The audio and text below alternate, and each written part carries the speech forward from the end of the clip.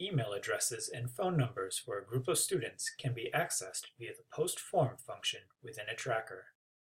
To begin, choose a tracker containing the students you want to contact. Next, select Post Form and fill out the Case Notes form.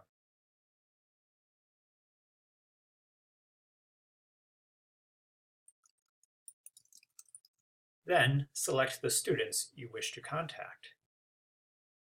Only the selected students are included in your contact list. Once you have selected your students, click Post Form. A screen with the emails and phone numbers will appear. To see the contact info, click Email or Cell Phone. To copy this info, click the clipboard icon.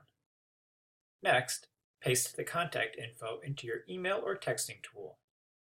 Both work well in Google Apps. Finally, click Close to exit this screen.